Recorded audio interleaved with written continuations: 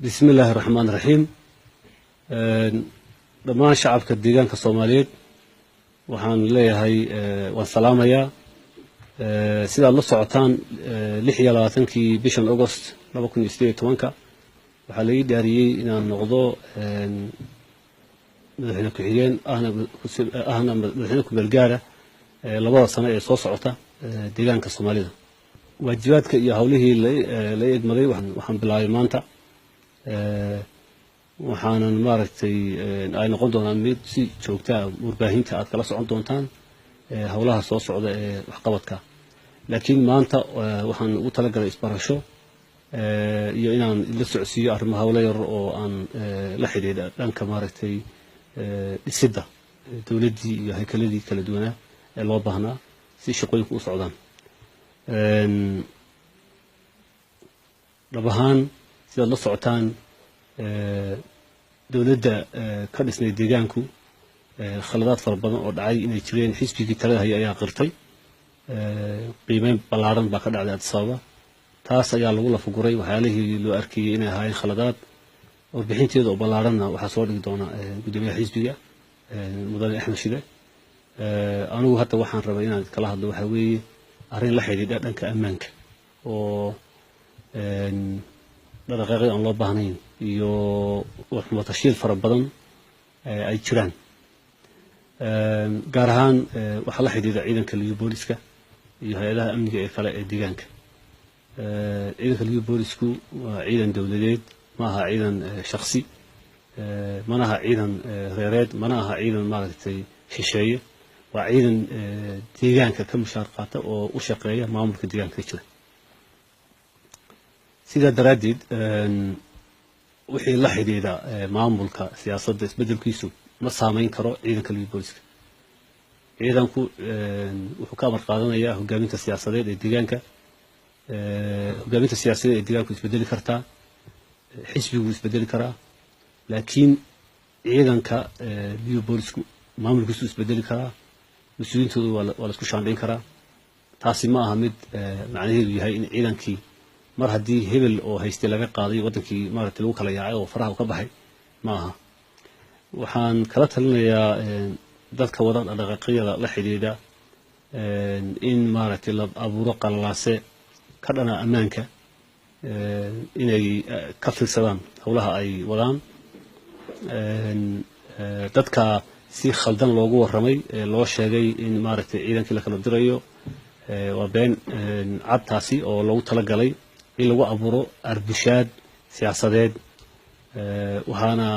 qiyaasayaa inay wadaan dad raba inay ku dhex dhuuntaan propagandadaas oo ka cararaya mas-uuliyad arrimo ay isleeyihiin marka mar habaad idin qabsanaya waxaan markaa ciidanka kala talinayaa inay ay maaragtay ayna dhexgelin barnaamijyo iyo awaamir aan ka iman dawladda inayna qaadanin oo ayna ku soconin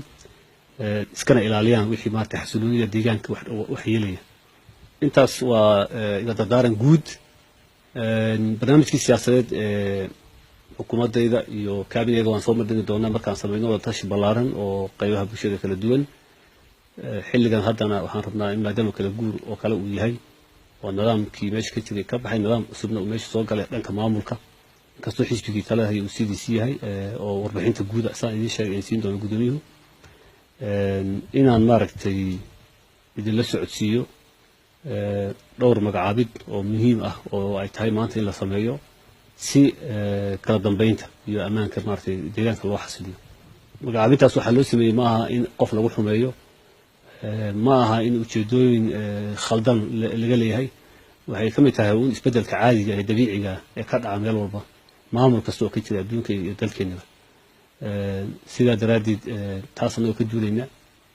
waxaa maanta aan xilkii laga qaaday oo aan go'aamiyey in maaragtay laga wareejiyo generaal cabdiraxmaan labagoole oo ahaa commandarka ama taliyaha ciidanka liyu booliska waxaa kale oo isna aan samaynay isku xandhayn ku saabsan mas-uuliyiinta ugu sarreeya ee liyu booliska iyo booliska caadiga ayaan samaynay iyo dhowr xil oo kale oo muhiim ay tahay in la magacaabo si shaqooyinku u kala socdaan inta la bilaabayo tashigii ballaadhnaa ee ku saabsanaa dhisidda kaabineetka hadda waxaan idin akhri doonaa magacyadii dadkaas waad mahadsantiin taliyaha liyu booliska waxaa loo magacaabay maxamed cabdi mawsar ku-xigeenka liyu booliska waxaa loo magacaabay colonel cabdi xasan muuse maamulka liyu booliska waxaa loo magacaabay colonel bashiir aw xasan logistikada liyu booliska waxaa loo magacaabay colonel termani maxamed nuur sirdoonka liyu booliska waxaa loo magacaabay colonel mukhtaar sheekh xuseen amiin intaasi waa dhanka liyu booliska isbedelada lagu sameeyey taliska sare ee biliiska liyu booliska waxaa kaloo maanta magacaabay commissionerka booliska deegaanka oo noqon doona generaal maxamed xasan cali waxaa kaloo isna la magacaabay taliyaha asluubta ee deegaanka colonel cabdikariim sheekh muuse waxaa isna aan ku noqonayaa commissionerka booliska markaan sheegay waxaan yidhi generaal maxamed xasan cali waxaa ku-xigeen u noqonaya oo isna la magacaabay maxamed cabdi gurey magacaabintaas waa tala xidhiidha dhinaca ammaanka booliska iyo hay-adaha ammaanka weeye xafiiska madaxtooyada waxaa loo magacaabay khadar jibre aadan waxaa kaloo la magacaabay duqa magaalada jigjiga si loo buuxiyo kaalinta bannaan ee hadda jirta garaad cumar dool xirsi intaas ayaan hadda ku koobaynaa magacaabidda degdega ee loo baahan yahay si kala dambeynta iyo nidaamka usii socdaan wixii la xidhiidha qaybaha kale ee dowladda waa sii socon doonaa warbaahinta iyo xabsiyada caadigana waa la siin doonaa qoraalada arrintaa la xidhiidha waad mahadsantihiin